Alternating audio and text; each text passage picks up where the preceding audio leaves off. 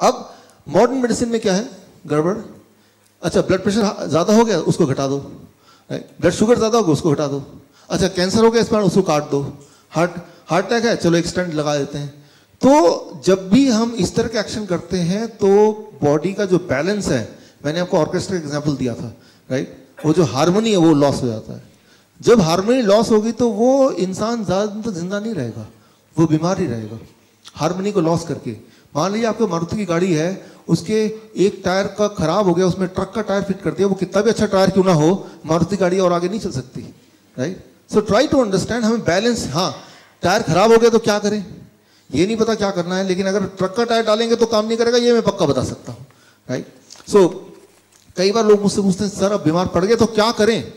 अच्छा, टीवी मेरा खराब हो गया, क्या करें? तो मैं टीवी उठा के बच्चे के हाथ में नहीं दे दूंगा, पीछे खोल के वो कुछ भी करेगा तो गड़बड़ी होगा, राइट।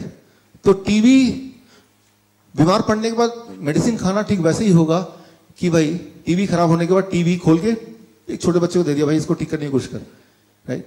तो मैं ये नहीं बोल रहा हूँ ठीक कैसे करना है नहीं करना, लेकिन मैं ये बोल रहा हूँ कि उसको और खराब नहीं करना, कम से कम need not to make it more sick, right.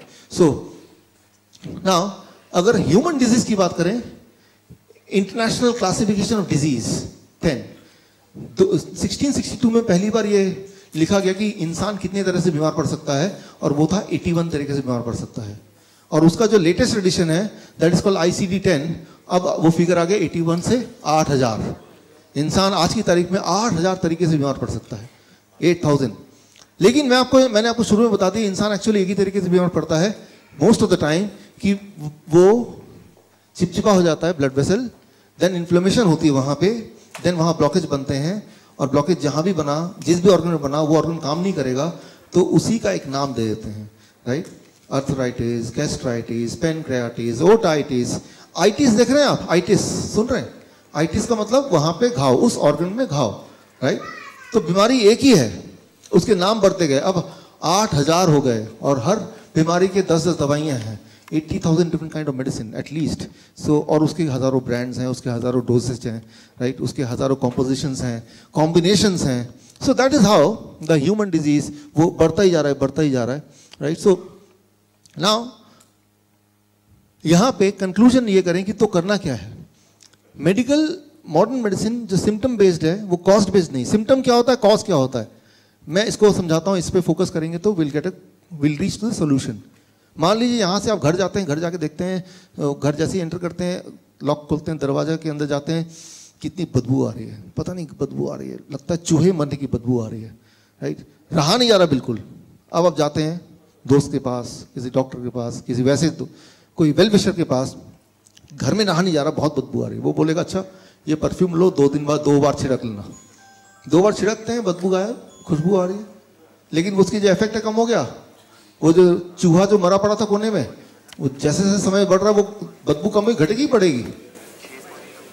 बढ़ेगी ना, राइट। लेकिन आप देख रहे हैं 2 बार में काम नहीं कर रहा, आपने दोबारा उस दोस्त के पास जाते हैं, यार आपने वो दिया था परफ्यूम, लेकिन यार उसके बावजूद भी बदबू आ रही। बोलेगा इसको 2 बार छिड़क दो तो 4 बार छिड़क लो, 4 बार छिड़कते तो काम बन जाता है, लेकिन कुछ समय तक, क्योंकि अभी सड़ रहा है वो, थोड़ा और सड़ेगा, राइट। फिर बोलेगा मैं ये इंपोर्टेड परफ्यूम लाया हूं, अब इसको ट्राई करो, राइट। तो लेकिन अगर मैं पूछूं सीधे सीधे कि सोल्यूशन क्या है इसमें, व्हाट इज द सोल्यूशन? अरे भाई वो चूहा ढूंढो, जहां भी उठा के फेंको, प्रॉब्लम इज सॉल्व। तो सिम्टम क्या है? वो जो बदबू है दैट इज सिम्टम। तो सिम्टम को नहीं ठीक करना है।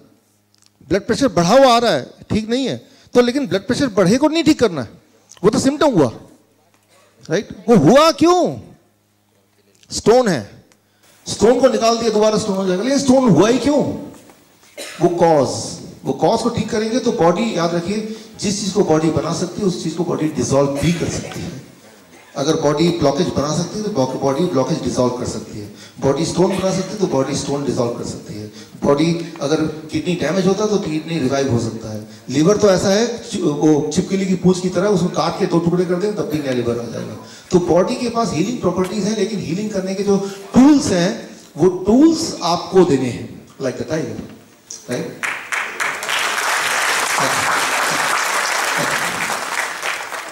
सो यहाँ पे हम क्या करें आज के बाद ताकि हम ठीक रहें? एक तरीका ये है एक्सरसाइज करें, दौड़ें, भागें। कई बार लोग बोलते हैं दौड़ने भागने को आप इंक्लूड क्यों नहीं करते अपने ट्रेनिंग प्रोग्राम में? दौड़ना भागना इज गुड, मैं भी खुद एक्सरसाइज करता हूँ रोज, और मुझे लगता है एक्सरसाइज करना इज समथिंग वेरी इंपॉर्टेंट। लेकिन exercise itself may not give you the health. मैं उदाहरण दे रहा हूँ, ये एक इंटरेस्टिंग बुक है मेरे पास, एक कॉपी है इसकी, देना जरा बुक। ये 1977 में बुक लॉन्च हुई थी। इस बुक ने सिखाया पूरे दुनिया को हाउ टू रन। ये बेस्ट सेलर था, जेम्स फिक्स, दुनिया को सिखाया कि रन दौड़ना कैसे है, राइट, दौड़ना। 1984 में 52 की एज में इनकी हार्ट अटैक से डेथ हो गई, राइट। मैं ये नहीं बोल रहा हूँ कि दौड़ने से हार्ट अटैक हो सकता है, I am not saying that, right. मैं सिर्फ इतना बोल रहा हूँ कि अगर हम सोच रहे हैं कि मैं रोज एक्सरसाइज करता हूँ तो मैं हेल्दी रहूंगा, एक्सरसाइज करना एक इंपॉर्टेंट पार्ट है, लेकिन सिर्फ पार्ट है वो, it itself is not complete, that's what I mean, right. आपने ये चेहरा देखा है, सुना है, जानते हैं? आर्नोल्ड कितनी बार वर्ल्ड ओलंपियाड बने, बॉडी बिल्डर 8 बार मेरे ख्याल से, राइट। तो इट सीम्स कि he is the healthiest person in the planet, लेकिन अपनी ऑटोबायोग्राफी में इन्होंने रिवील किया कि इनको हार्ट की बीमारी है। मैं इसे इतना बोलना चाह रहा हूं, अगर आप बोल रहे हैं कि मैं तो रोज एक्सरसाइज करता हूं, मैं तो रोज योगा करता हूं, तो I should be healthy, that is one component. याद रखिए, आपका अपनी गाड़ी कितनी भी अच्छी क्यों ना हो, उसमें राइट फ्यूल अगर नहीं डालेंगे तो गाड़ी अच्छी कैसे रहेगी, राइट। गाड़ी तो अच्छी होनी ही चाहिए, वो ये करेगा, गाड़ी को मजबूती देगा, आपके बोन्स हैं, हड्डियां हैं, आपके फेफड़े हैं, उसको वो मजबूती देगा, लेकिन राइट फ्यूल नहीं होगा तो ये भी क्या करेगा, राइट। तो राइट फ्यूल का मतलब क्या होगा? Right food, that is the talking food, the food which communicate to us, the food with which you can communicate, right? So अभी क्या करना है, एक मेरा एक फेवरेट वीडियो है 2 मिनट का, 1 मिनट का, वो आप में से जो लोग पहले मेरे लेक्चर में आए वो उन्होंने देखा होगा, लेकिन बाकियों के लिए 1 minute you have to see this. Bill Clinton का उदाहरण, 2004 में उनको 4 बाईपास सर्जरी हुए, 2005 में 1 लंग सर्जरी हुआ, 2010 में 2 एंजियोप्लास्टी हुआ, बीमार पड़ते चले गए, जैसा कि नॉर्मली होता है। कोई भी सर्जरी का पेशेंट पहले ऐसा नहीं बनता। हमारे पड़ोस में वर्मा जी हैं, और बाईपास सर्जरी के बाद मिले, मैंने कहा कैसे हैं? नहीं अब मैं ठीक हूँ, 4 चक्कर लगाता हूँ और तेल बंद कर दिया, गुस्सा भी नहीं करते हैं, टाइम पे सो जाते हैं, अब मैं ठीक हूँ। ये सारा पहले ही कर लेते हैं ना सर्जरी के तो ठीक हुए हैं लाइफस्टाइल बदलने से, लेकिन वो समझ आने के लिए वो 5 लाख खर्च कर दिए, वो सब कुछ कर दिया, अब जाकर वो समझ आई। तो बाईपास सर्जरी ने उनके हार्ट को ठीक नहीं किया, उनके दिमाग को ठीक कर दिया।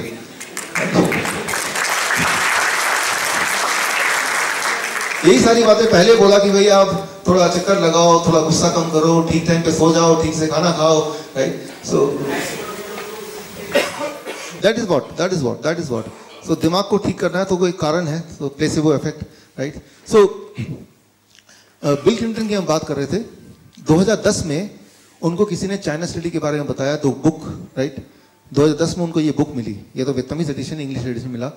उन्होंने फिर सोचा कि बुक में जो मैंने बताया WF आगे क्या था, PB, कि वो वाला मेडिसिन मुझे लेना है, मतलब वो लाइफस्टाइल लेना है, एंड ही टुक इट, उन्होंने किया, और कुछ दिनों के अंदर उनकी हार्ट की बीमारी गायब हो गई, मोटे से पतले हो गए, दिमाग जो बहुत स्लो चल रहा था वो अब तेजी से चलने लगा, और वो बहुत ज़्यादा एनर्जेटिक हो गए, दवाइयाँ सारी छूट गई। तब 2010, आज 2018 है, तब से लेके अब तक he never fail sick again. और इलेक्ट्रॉनिक मीडिया ने देखा, इंटरनेशनल मीडिया ने देखा कि बीमार एक इंसान था, लेकिन अब वो इतना एनर्जेटिक जितना वो पहले नहीं था जब वो प्रेसिडेंट थे, even more handsome than when he was the president of America. पूछा कि आपके नए हेल्थ का राज क्या है, उन्होंने जो राज खोला, आप देखिए उन्होंने क्या बोला।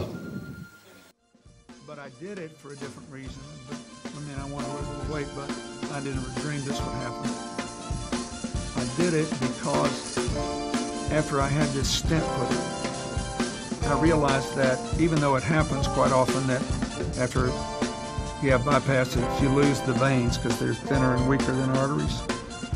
The truth is that it clogged up, which means that the cholesterol was still causing buildup in my vein that was part of my bypass. And thank God I could take the stents. I don't want it to happen again. So I did all this research and I saw that 82% of the people since 1986 who have gone on a plant-based, no dairy, no meat of any kind, no chicken and turkey. I eat very little fish. Once in a while I'll have a little fish, not often. If you can do it, 82% of the people who've done that have begun to heal themselves. Their arterial blockage cleans up, the calcium deposit around their heart breaks up, This movement has been led by a doctor named Caldwell Esselstyn at the Cleveland Clinic, Dean Ornish and Minowa in California, the doctors Campbell, father and son, who wrote the China study, and a handful of others. But we now have 25 years of evidence.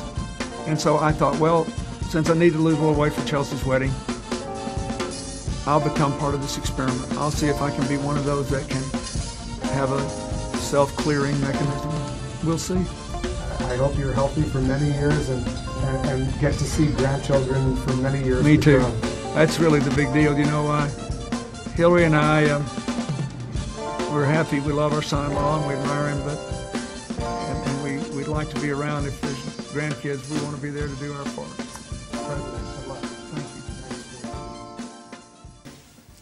So अभी आपने सुना, इन्होंने China study का जिक्र किया, China study का author T गोलिन Campbell का जिक्र किया, इन्होंने बताया किस तरह से उन्होंने डाइट चेंज किया और उसके बाद किस तरह से वो हेल्दी रहे, राइट। सो उन्होंने ये मुहिम बनाया अपने जीवन का कि मैं जहाँ भी जाऊँगा इसको प्रमोट करूँगा, और अमेरिका के स्कूलों में भी जाते हैं, जाके उसको इस डाइट को प्रमोट करते हैं, जो चाइना स्टडी जिसके बारे में आपको बताने वाला हूँ, जिसको मैं WFP बोल रहा था, WFP उसको फुल फॉर्म बताऊँगा मैं आपको।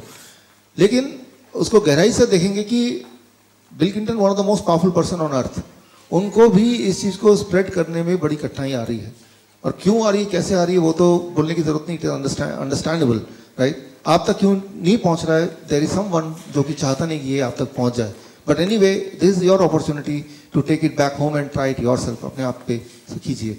सो 98% lifestyle according to this book can be prevented and can be cured. Prevented मतलब रोका जा सकता है, क्योर्ड मतलब अगर हो भी गया तो ठीक किया जा सकता है। 98% राइट साइंटिफिकली प्रूवन है, if you can be on WFPB diet, right. ये डाइट क्या है, इसका फुल फॉर्म क्या है? WFPB मतलब whole food plant based diet, इसी नाम से इस बुक में जाना जाता है इस तरह के खाने को, whole food plant based diet. Food coming from plant to be eaten without changing the form. Simple form में ऐसा खाना जो पौधों से, पत्तों से आता हो, प्लांट से आता हो, और उसके फॉर्म को अगर ना चेंज करके उसी रूप में खाया जाए तो उसे बोलते हैं WFPB। दैट्स हाउ, इनके जो ऑथर ने इसका नाम दिया, दैट इज हाउ। तो इसमें करना क्या है, वो तो इतनी मोटी बुक है, इसको समझेंगे नहीं, मैंने एक सिंपल आपके लिए बना दिया है, एक I call it the food calendar. तो जब यहाँ से आप जाएंगे बाहर ट्रेनिंग खत्म होने के बाद, तो you can take this food calendar with you, और क्या करना है, कैसे करना है, खुद के लिए कैसे करना है, दूसरे के लिए कैसे करना है, वो किस तरह से आपको वो चार्ट बनाना है अपने लिए, वो इसमें डिजाइन कर दिया है। इसको मैं आपको एक्सप्लेन कर देता हूँ थोड़ा सा। देखिए यहाँ आप देखिए नीले कलर का निशान है, it's called the blue zone. Blue zone, दुनिया में कई सारी जगह ऐसी है जिसको ब्लू जोन के नाम से जाना जाता है। ब्लू जोन एक टर्म आया 2005 में, जब ये किताब लॉन्च हुई तब एक टर्म आया, विकिपीडिया में देखेंगे तो पाएंगे ब्लू जोन। ब्लू जोन उस जगह को बोला जाता है जहां पे लोग 100 साल से ज्यादा जिंदा रहते हैं, उस जगह को बोला जाता है ब्लू जोन। वो कौन सी जगह है? ये सारी जगह आप देख रहे हैं अलग अलग